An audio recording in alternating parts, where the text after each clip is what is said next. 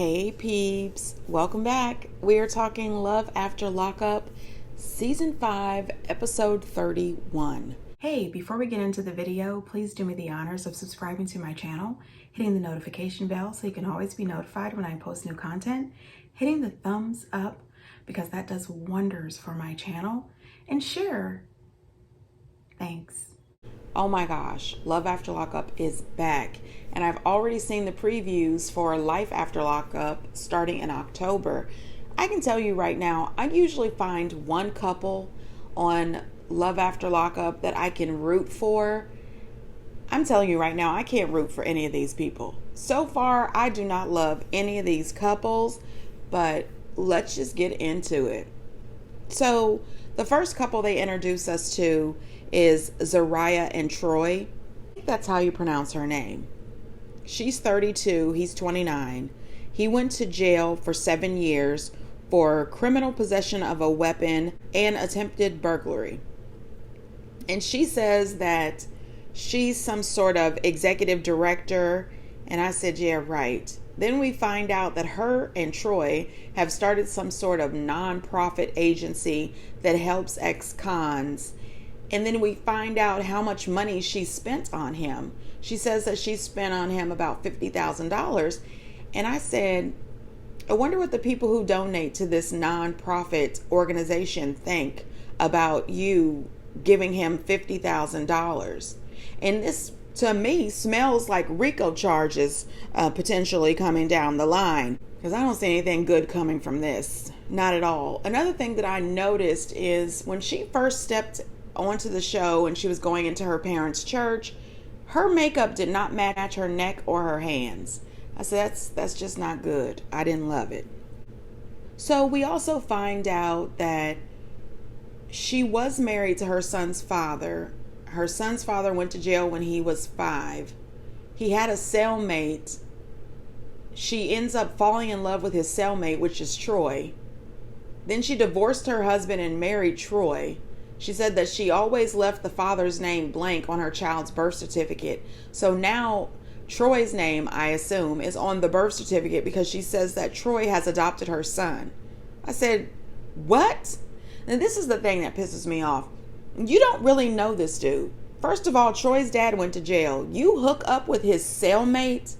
Then you marry this dude. He has been in jail this whole time. Now you have your son calling him dad, and he's about to move into your house. And what's weird about it is in her apartment, they show her son's room, and she's telling him he needs to clean up his room and he's going to bed. He's got a bunk bed that is too small for him. He is a grown boy. The bunk bed was shaking uncontrollably. And I said, this is an accident waiting to happen. But you have a crown bouquet of money, jewelry, a tattoo of this man across your damn side. And this boy has this tiny toddler bunk bed. What the entire fuck? I am not here for that. No, ma'am. Then he's in the prison talking about he's a magnet for women. And he's got a couple of people that he's got to reach out to when he gets out of jail. I said, yeah, like women? Women that you're going to end up using and cheating on your wife with? I'm sure. Then he says that another person is not needed in their apartment, talking about her sister living with them. And I thought to myself, dude, you are the person who's not needed. You don't have shit, not a window nor a pot, and you moving into her place. Her sister is fine. But one thing that I also thought was weird is her sister says no more walking around in booty shorts. Well, first of all, I was thinking, why are you walking around in booty shorts with your butt hanging out? Your nephew lives there. I don't love it. But then it really threw me when her sister says, oh, it's okay. You can still wear whatever you want. You know, it's not going to bother us. What? I don't want any woman walking around with their ass hanging out of booty shorts in front of my husband. It's not appropriate. As a matter of fact, I know someone who was nice enough to allow her sister and her sister's children to move in with her and her husband. When her sister moved out, she took her husband with her. Yeah, no, I'm good. Her parents want him to come to church. And he says, well, your parents have got to realistically realize we're not going to be at church every Sunday. I said, you're probably not going to be at church any damn Sunday. Listen, personally, I think that she has made some weird choices. She goes to see a psychic, and I said, oh gosh, that reminds me of that girl from a couple seasons back, but I cannot remember her name. This psychic comes right out and tells her, when she asked the psychic, is their relationship going to work? And she says, well, the spirits are telling me no. Then she flips the card and she's like, oh no, this ain't going to work. And she acted as if she was surprised or devastated. I said, it does not take a psychic, spirits, or a fucking tarot deck to know that this relationship here is not going to work. This is ridiculous. You are a grown woman with an 11-year-old boy who is sleeping in an unsafe bed, and you are spending all of your time and money thinking about an inmate that you have never met outside of prison. Men and women in prison, they know how to talk that talk. They got that slick talk down. They will tell you everything that you ever thought you wanted to hear or needed to hear. And when they get out, they'll prove to you that all that is a bunch of bullshit. I'm just saying, Zara, where's your brain at? Please do better. Put your son first. Moving on. Next we meet Kim and Joey. Kim is 38, Joey is 39. She is a teacher's aide, and he has been in jail for the last 6 years for breaking and entering, larceny, identity theft, and really, he's also been addicted to opioids for the last 20 years. She has been married twice. When she got involved with her second husband, she was still married to her first husband, and now here she is engaged to Joey's identity theft stealing ass, and she's still married. I said, well, shit, what is going on? We find out that she has spent $15,000 on Joey. I said, wait a minute. You have a 5-year-old and a 3-year-old. You are a single mom, and you are a teacher's aide. Why do you have $15,000 to spend on Joey? Why is your $15,000 not being saved up for you and your children, or put in some sort of college fund, or a let me get the fuck out of this tiny town fund? I don't understand it. Her daddy tells her that he is still absolutely positive that Joey and his cousin stole his dirt bike. Cost that man $1,600 for that damn dirt bike. He said he's sure he doesn't have the proof, but he's positive that Joey and his cousin stole that damn dirt bike because they were the only people that knew that they weren't going to be home at that time. I am pretty sure that daddy is right. This makes no sense to me. She has a father who loves her, supports her. He's there for his grandchildren. He's there for her. What are you dealing with Joey for? It is if somebody has written insecure, low self-esteem all over this woman. You can tell that she wants to be loved so bad. Everybody does. And there is absolutely somebody wonderful for Kim out there. But honey, it's not Joey. It's not him. This man has been on opioids for 20 years. And even though she thinks that he's clean now, he's in jail, sometimes it's easier to get drugs in jail than it is out on the streets. I don't think that Joey is clean. She wants Joey to come right out of jail, hit the ground running, and be a full-time father to her children. She wants him dropping them off at daycare. She wants him taking them to play dates and doing all these things. No, ma'am. She says that she only saw Joey 2 months outside of jail. He was in a halfway house and she got to see him for 1 hour a day for 2 months before he got himself thrown back into jail. He has been going in and out of jail his whole life. He will be home and then back in jail before you know it. Your children should not have anything to do with Joey. Not only that, this dude is in prison for breaking, entering, larceny, and identity theft.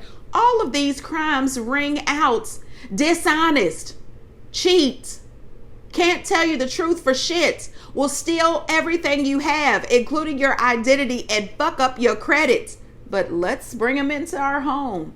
Let's call him daddy. Let's treat him like he is an upstanding, law-abiding citizen who is not hooked on the opioids. No, ma'am. And I just can't imagine getting engaged to somebody that my father believes robbed him. No, I just couldn't do it. Don't let your 5-year-old and 3-year-old have to deal with Joey's addict ways. No child should have to deal with that. They don't need this. This is very hard for children to understand, and it affects them in a major way. I need her to let Joey go live with his mama when he gets out of jail and see if he can remain sober. See if he starts going to them meetings. Find out if he's able to be responsible before you just allow him into the lives of these small, defenseless children. At the very end, when she was on her way to pick him up from jail, he says that some girl named Ashley that he doesn't even know reached out to him to tell him that Kim is having sex with her soon-to-be ex-husband, and she was hugged up dancing with some dude at the bar. What? Did that really happen? Or is that one of those addict tricks where let me get you all upset, let me get you all pissed off, and then we fight, and then I have the opportunity to leave prison with someone else, or to just leave you wherever you pick me up at and go hang out with somebody else and get high? I don't know, but I don't see anything good happening with Kim and Joey. All right, moving on. Shantae and True. All right, you guys, you remember them from their season of Love During Lockup. She's 35, he's 31. She's a restaurant manager, and he was in jail for the last 13 years for robbery. We remember the last season she was on Love During Lockup, she said that she got demoted at work because of her dating True. And with her contract with the company, she has some sort of morality clause, and they can't let her continue to manage while she's dating this felon. I said, girl, no way in hell that I would ever take that dramatic of a pay cut to date some guy that you were never even brave enough to drive down to the prison to visit him for a year and 9 months. I'm just saying. Anyway, he understands the same way we understood. She didn't go down there to see him because she was concerned that he was not going to be attracted to her. He has never dated a black woman before, which I think is extremely odd considering, your mama's black. I don't get it. I personally believe that you should be able to be with whoever the hell you want to be with. It doesn't matter what race, nationality, none of that. If you love them and they love you, I believe in loving the one you with. Okay. But it is a little weird that he's never dated a black woman before.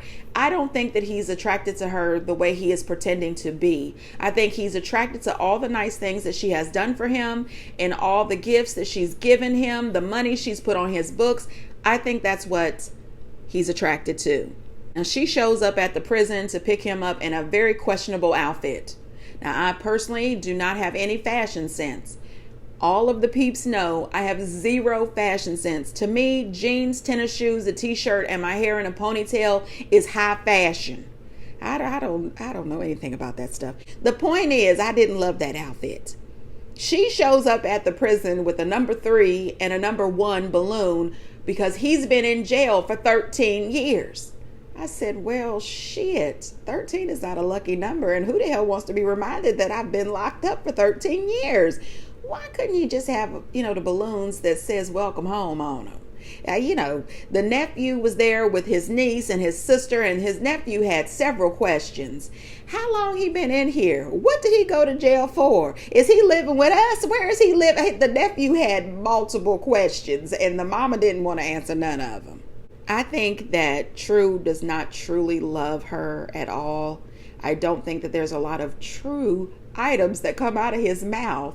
And I truly do believe that he's going to be cheating on a regular basis until she can't take it anymore and throws him the hell out. Or he's going to leave her as soon as she's down to her last dime. That's what I think.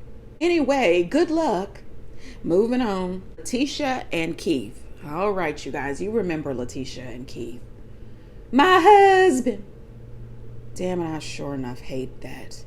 She's 37, he's 36. She is an alleged accountant.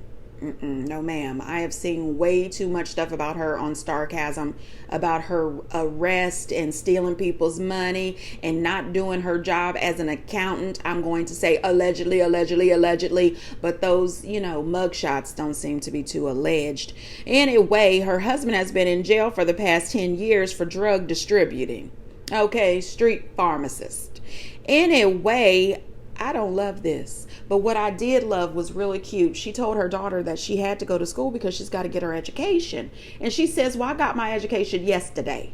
And I laughed so hard. She said, I don't want to go to school today. I got enough education yesterday. That sounds like something that I probably thought in my head as a child, but would never say it to my mom directly because I would get popped. Anyway, she then tells her that she looks like her Barbie. And she says, I don't look like that Barbie. She said, that Barbie is plastic. And she said, you're plastic, mommy. And that was, no truer words. Anyway, let me get on off here. Sorry, I don't want to disrespect this woman. But what I did think was really shady was that the people at her job, as well as the people working for WeTV, did not tell her that her weave was looking terrible in the front and her hair was sticking out. I said, well, shit, if I could just reach into the TV with a hot comb, I would just go and flatten that out, or, a little flat iron or something. Anyway, moving on. She gets a call from that husband and he tells her, hey, look here, honey, due to this new law, I'm gonna get out any day now. She's running around the office that looks a little different from the last office we've seen, but according to Starcasm, her office kind of floats and moves around because she gets put out, allegedly. Anyway, she's running around the office screaming and hollering, my husband's coming home, my husband's coming home, my husband getting out. I think that's trashy, a little tacky. Anyway, all the ladies in the office truly do believe in eyelashes. They were all wearing quite ginormous lashes. Anyway, she is super excited. She wants to run it down and tell everybody about her husband coming home. I said, I bet those people that work at this office, which I think is fake and phony, and I think these people are just, actors or friends of hers, because this accountant situation is allegedly not really it's a scam. Allegedly. Don't try to sue me because I ain't got shit. Anyway, I would be devastated because remember the last time she was talking about he's going to come in and he's going to be the manager. He's going to be co-owner. He's going to be running things. Shit. The way I would run the fuck up out of there, you would think that I was road runner. Meet me, I would be running like the damn road runner to fuck up out of that office. No, ma'am. Now, what bothers me is that she told us her original season that she has made some really shitty choices in her life when it comes to the men in her life, and that her daughter has been around for all of this. And I was thinking, this is really not cute. You can look at your daughter, her oldest daughter, and tell that she is not happy about this. She is very upset about her mom dating Keith, marrying Keith, and now Keith is moving into their house. She should not do that. Her daughter should not have to feel uncomfortable in her own home. I think that she should really prioritize her daughter and her feelings before bringing this man into their lives. Her little daughter, she was crying because she loves her daddy and she wants him home now. She didn't even know this man when her daughter was born. He is not her father. And she should not be this attached to a man that has been in prison longer than she's been on this earth. She doesn't seem nervous at all about bringing this strange man into her home to sleep under the same roof with her two daughters. You can just tell that her oldest daughter, when she kept saying, I thought we had more time, it seems as if she was possibly counting down the days that she could get the hell out of that house and not have to deal with this craziness. You've got her on this show dealing with this bullshit and having to deal with you dating this inmate and acting crazy. All of these arrests, allegedly, that you have just been going through one thing after another, and both of your daughters have had to be an audience to it. I think that her daughter is desperate to not have to be bothered. She even said that he's a stranger to her. She doesn't understand why he has to get out of jail and come directly to living at their house. I don't understand it either, young lady. I really don't. My heart goes out to both of her daughters. They deserve better than this. And I'm watching and hoping that Keith does come out and does turn out to be a good person, because these little girls need to have him be an upstanding person. Otherwise, you've got to get rid of him. This is not a good look. I don't love it at all. All right, you guys, get in the comments. Let me know what you think about that one. On to the next. All right, so the last couple of the evening was Hope and Arthur. Hope is 27. She is a truck driver. Arthur is 29. Arthur has been in jail for the last 4 years for theft and evading arrest. And she says that when she originally met him, he was in jail for car theft and resisting arrest. And she met him while she was with her best friend who was on a jail visit visiting her jailbird boyfriend. And it was love at first sight. Now, honey, listen. Damn it, I don't understand this couple. I don't know what the hell is going on. Hope is a girl of color. She loves to color her hair. And, when she was getting ready to go pick Arthur up, her pink hair, from the back, I think the bleach has ate the shit out of this woman's hair. And I think it's time for her to stop all this color and go on to her original color, because the bleach has got her hair looking straw-like and, thirsty for moisture and brittle and breaking. And I'm worried about her hair. I'm worried about it. Arthur has a huge tattoo in the middle of his forehead. I said that's going to be difficult for legal employment. This big triangle tattoo, on your forehead. Anyway, on the day of his release, she wakes up throwing up everywhere, and she is late getting to pick him up. According to his mother, she is 2 hours late picking him up, and the jail, of course, will not release him until the person who has signed to pick him up shows up. So his mother, who was there to surprise him, is outside, and she is pissed. 2 hours late. I said, okay. Later in the episode, we find out that when he went to jail at first, she explained to him as, a woman, she's got needs. She needs the sex. And he told her that it would be all right, since he was in jail, for her to have the sex as long as there was no strings attached and no emotions involved. But as it went along, he was a little upset about her, being out in the streets having the sex. So he wanted her to stop sleeping with other people. She lied and told him that she would, but she was still doing it because she still had needs. Anyway, when he got out of jail for the short time that he was out, she gave him her old phone, and it had a video of her and some dude. And that didn't go over very well. Anyway, that took me back to her throwing up. And I said, well, is it possible she could be pregnant? And that's a little morning sickness? I don't know. Maybe she just had, bad dinner the night before. I don't know. But when she gets there, his mother is upset and says, why were you 2 hours late? Why were you late? And she said she was late because she had to get cute. And, here I am again with zero fashion sense, but no, ma'am. I didn't love it. I said, not that dress, not that hair, no. This is not, I was 2 hours late to get cute outfits. I don't know. Maybe she had to switch out outfits and she left the cute outfit at the house. But that wasn't it. No, ma'am. And then I said, why did you pull up here in this big truck? Because we saw you in your car. So we know that you have a car or SUV, whatever that was. Why did you show up in this big truck? But then I thought to myself, well, maybe she picked him up in this big truck because they have, that little cubby space or like a little sleeping space in the back of the truck. Maybe, cut out the road trip, cut out the hotel, and just, have a little good time. I don't know. Anyway, she was kind of fly at the mouth of his mama.